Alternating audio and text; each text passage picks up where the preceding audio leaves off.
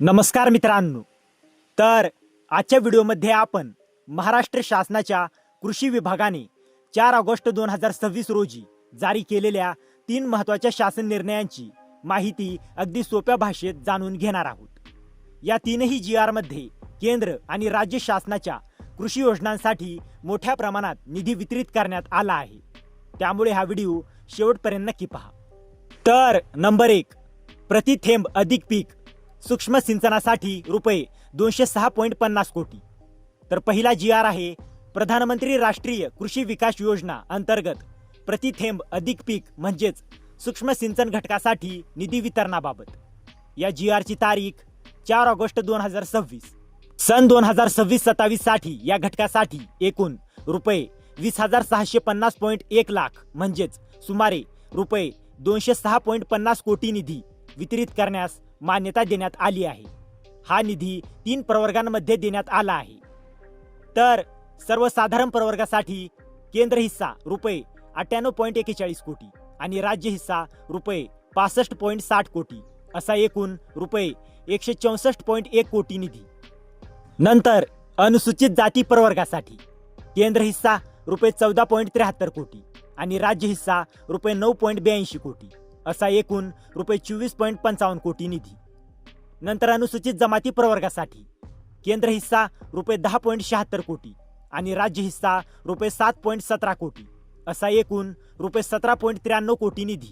म्हणजेच या तिन्ही प्रवर्गांचा मिळून रुपये 206.50 कोटी निधी वितरित करण्यात आला आहे.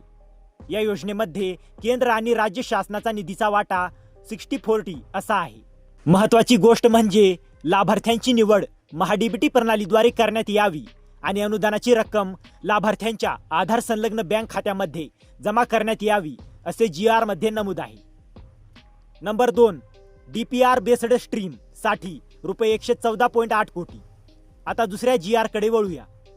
हा GR आहे प्रधानमंत्री राष्ट्रीय कृषी विकास योजना सविस्तर प्रकल्प अहवाल म्हणजेच DPR बेस्ड स्ट्रीम यासाठी निधी वितरणाबाबत. तारीख 4 ऑगस्ट 2026.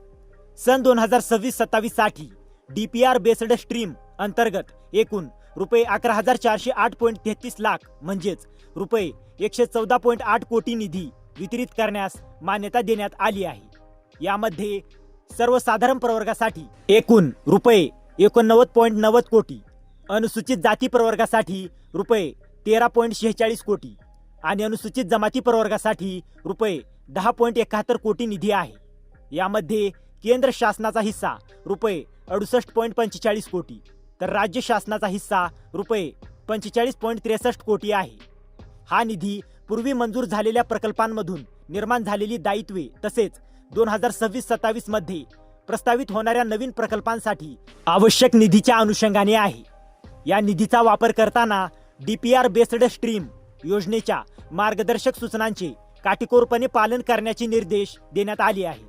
यामध्येही लाभार्थ्यांची निवड महाडीबीटी प्रणालीद्वारे करण्यात यावी आणि अनुदानाची रक्कम आधार संलग्न बँक खात्यामध्ये जमा करण्यात यावी असे स्पष्ट करण्यात आले आहे.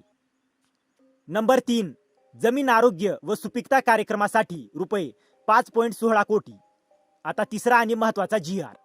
हा GR आहे सन 2026-27 मध्ये राष्ट्रीय कृषी विकास योजनेअंतर्गत जमीन आरोग्य व सुपीकता कार्यक्रम राबविण्यासाठी दुसऱ्या हप्त्याचा निधी वितरित करण्याबाबत. या GR ची तारीख 4 ऑगस्ट 2026. या योजनेसाठी 2026-27 मध्ये रुपये 1,186 लाख म्हणजेच रुपये 11.86 कोटींच्या वार्षिक कृती आराखड्यास प्रशासकीय मान्यता देण्यात आली होती. यापूर्वी पहिल्या हप्त्यामध्ये रुपये 5.18 कोटी निधी वितरित करण्यात आला होता.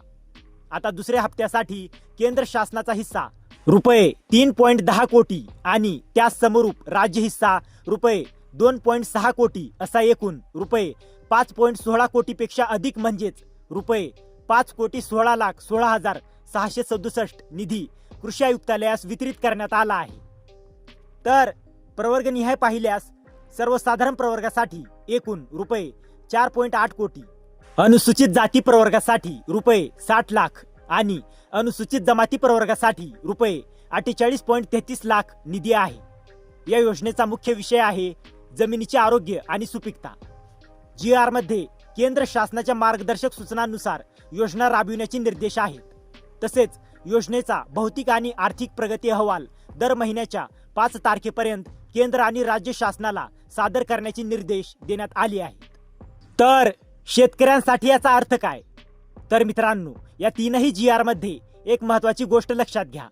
हे GR मुख्यतः योजनांसाठी निधी उपलब्ध करून देणे आणि त्याचे प्रशासकीय वितरण याबाबत आहेत. विशेषतः सूक्ष्म सिंचन योजनेच्या लाभार्थ्यांची निवड महाडीबीटी प्रणालीद्वारे होणार असल्याचे GR मध्ये नमूद आहे. मात्र या GR मध्ये प्रत्येक शेतकऱ्याला किती अनुदान मिळेल, अर्जाची अंतिम तारीख काय आहे किंवा जिल्हानिहाय किती निधी मिळणार आहे याची स्वतंत्र माहिती दिलेली नाही. त्यामुळे अशा बाबतीत स्वतंत्र मार्गदर्शक सूचना किंवा संबंधित विभागाची पुढील माहिती पाहणे आवश्यक आहे.